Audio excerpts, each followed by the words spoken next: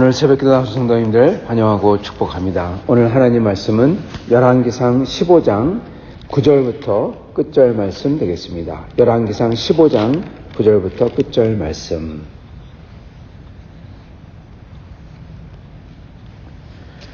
제가 받들어 읽도록 하겠습니다. 열왕기상 15장 9절부터 끝절 말씀.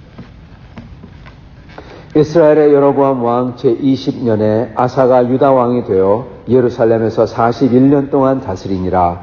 그의 어머니의 이름은 마아가라 아비살롬의 딸이더라.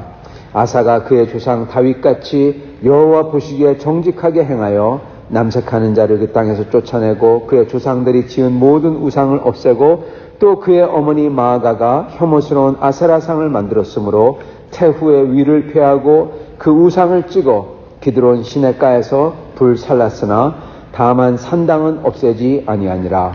그러나 아사의 마음이 일평생 여호와 앞에 온전하였으며 그가 아버지가 성별한 것과 자기가 성별한 것을 여호와의 성전에 받들여 드렸으니 곧 은과 금과 그릇들이더라. 아사와 이스라엘 왕 바하사 사이에 일생 동안 전쟁이 있으니라. 이스라엘 왕 바하사가 유다를 치러 올라와서 라마를 건축하여 사람을 유다왕 아사와 왕래하지 못하게 하려 한지라.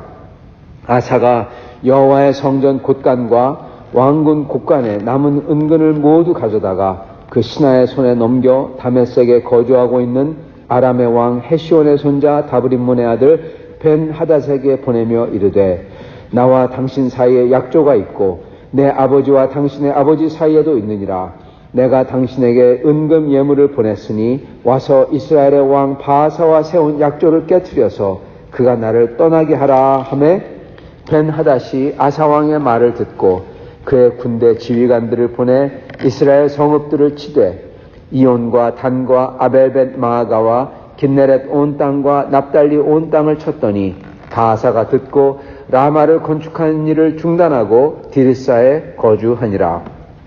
이에 아사 왕이 온 유다에 명령을 내려 한 사람도 모면하지 못하게 하여 바하사가 라마를 건축하던 돌과 제목을 가져오게 하고 그곳으로 베냐민의 게바와 미스바를 건축하였더라.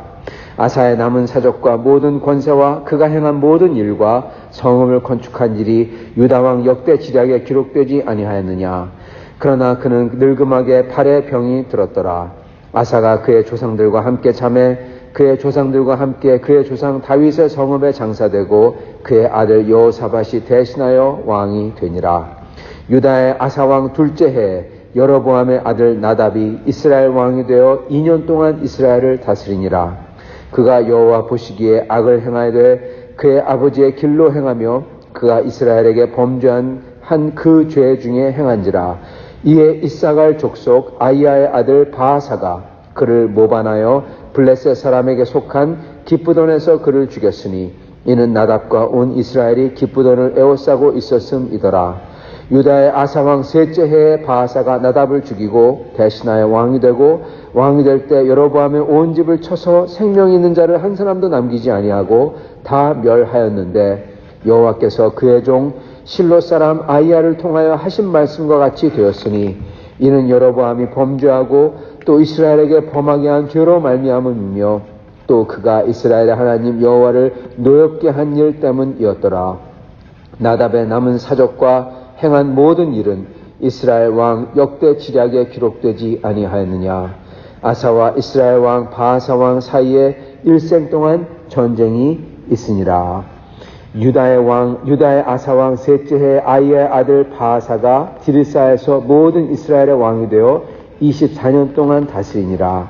바하사가 여호와 보시기에 악을 행하되 여로보암의 길로 행하며 그가 이스라엘에게 범죄하게 한 그 죄 중에서 행하였더라. 아멘.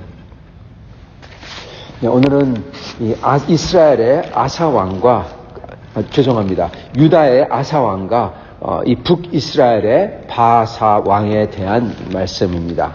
이게 오늘 여기 보면은 두 이야기가 나오는데 아사와 바하사 이야기가 나오는데 사실은 어떻게 보면은 이 바하사 이야기가 먼저 나와야 됩니다.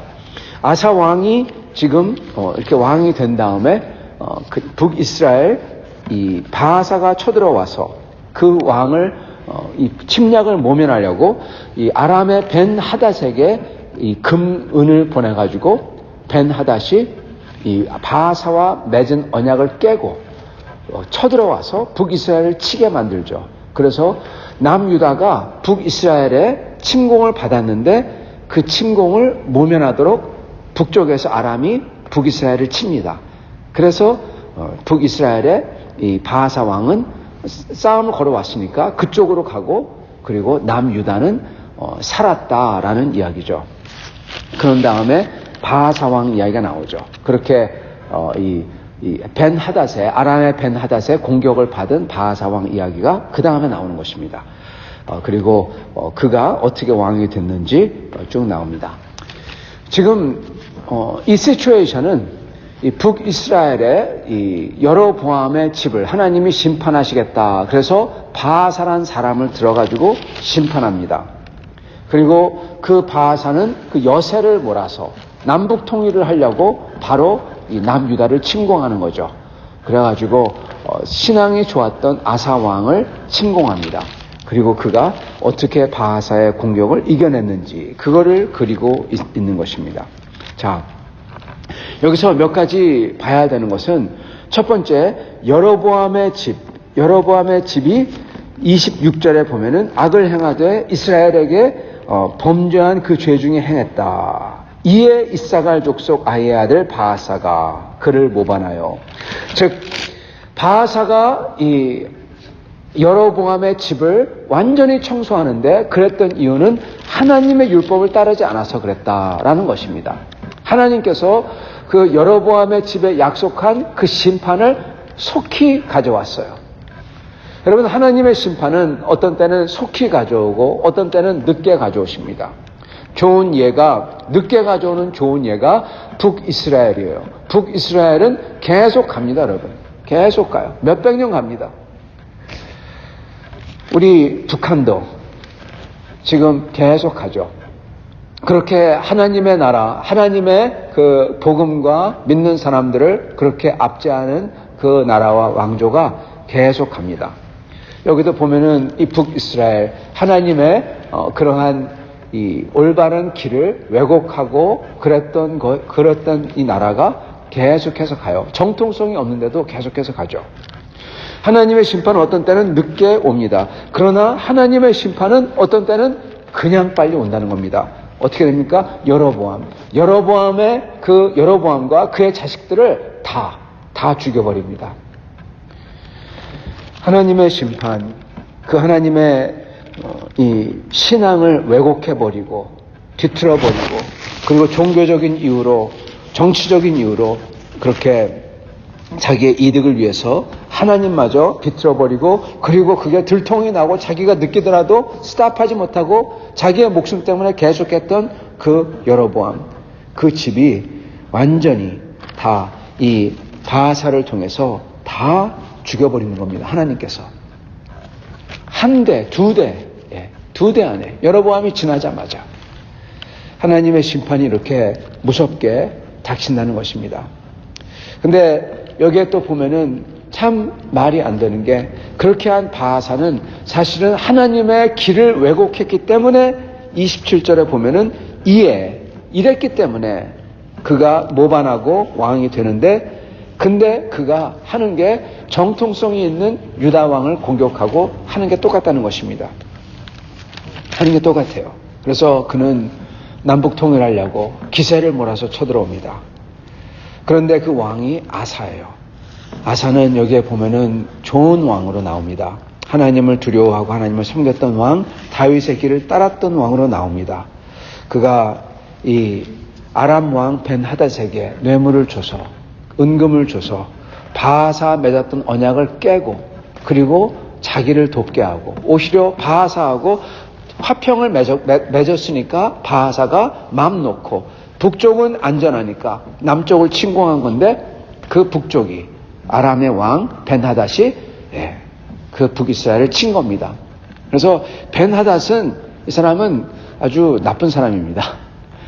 이 이스라엘 역사를 보면은 벤 하닷 때문에 수많은 이스라엘과 수많은 유다 사람들이 죽임을 당해요. 아주 기회주의자고 아주 좋지 않은 사람입니다. 그러나 하나님께서는 또한 그를 사용해서 이렇게 또한 아사 왕을 돕고 있는 것이죠. 사실 아사 왕은 이 남유다는 한순간에 멸망당해야 됐던 그러한 모습입니다. 그러나 그러나 그 중에서도 그럼에도 불구하고 하나님께서는 그 나쁜 사람 벤하닷을 사용해 가지고 남유다를 지금 돕고 있는 것입니다. 남유다 아사 왕, 그 사람은 하나님을 사랑하고 하나님을 따랐던 사람인데 그럼에도 불구하고 저희가 봐야 되는 것은 이러한 어려움이 일어난다는 사실입니다. 아사 왕 보면요, 하나님을 따랐던 왕 중에서 이 남유다에 보면은 선왕들이 있어요. 하나님을 따랐던 좋은 왕들이 있습니다.